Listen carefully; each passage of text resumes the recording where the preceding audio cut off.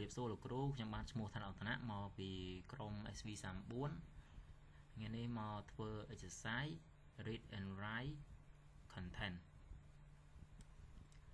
នេះគឺជា command ដែលយើងយកមកប្រើ command ទី1យើងប្រើ touch ដើម្បីបង្កើតfile ឈ្មោះ main sv34.txt ហើយនឹងមួយទៀត sv34.a.i.txt ហើយចូលទៅ command ទី2យើងប្រើ command នេះដើម្បីបង្កើតឈ្មោះ my name is ថារតនៈ sv34 ឲ្យបានចំនួន100ដើម្បីដាក់ចូលទៅក្នុង main sv34.txt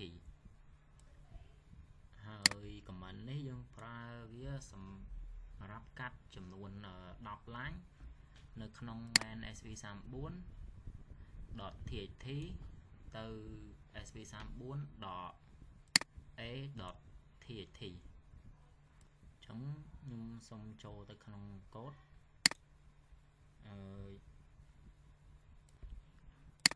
ជាដំបូងយើង ls វាមួយមក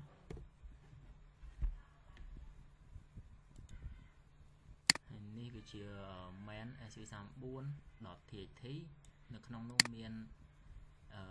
sv34.a.txt ដល់ sv34.j.txt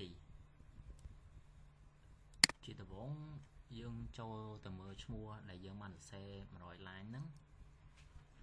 យើងប្រើ command less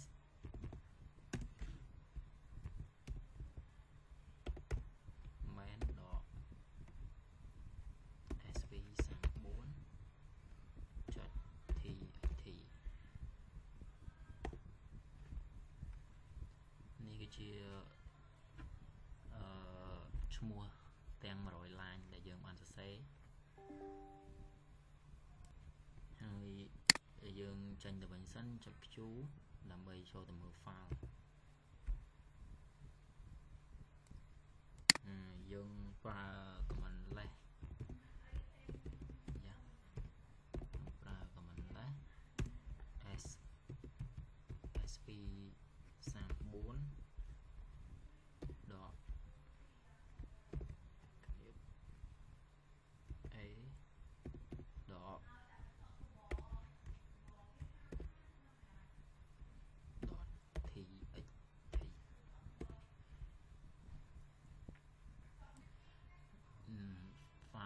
sv34.a.txt នេះគឺជាពី line ទី1ដល់ line ទី10 ហើយចុចអក្សរ N មកនេះវានឹងចេញsv34.b.txt ពីលេខ11ដល់លេខ20ហើយយើងចុច C ចុច2ទៀតមកហើយចុចអក្សរ N ទៀតមកវានឹងចេញពី sv34.c sv34.c.txt នេះជា file ទី3ពីលេខ21ដល់30ហើយចុច C ចុច2ហ្នឹងហើយយើងចុចអក្សរ N ទៀតមកវានឹងចេញ file ទី4 sv34.d .txt ពីលេខ31ដល់40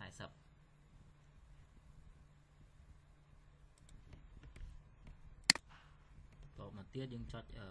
C ចុច2ហ្នឹងដូចគ្នាចុចអក្សរ N មកវានឹងចេញ file ទី5ពីលេខ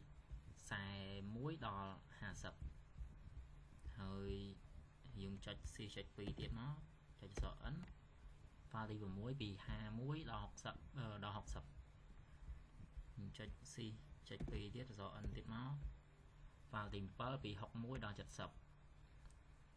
ចុច C ចុច2ទៀតមកចុចអក្សរ N file ទី8ពី71នេះមកដល់80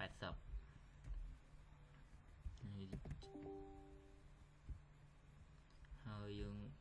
ចុចអក្សរ Q ដើម្បីទៅវិញ ជាចុងក្រោយខ្ញុំមានតែប៉ុណ្្នឹងទេសូមអរគុណលោកគ្រូ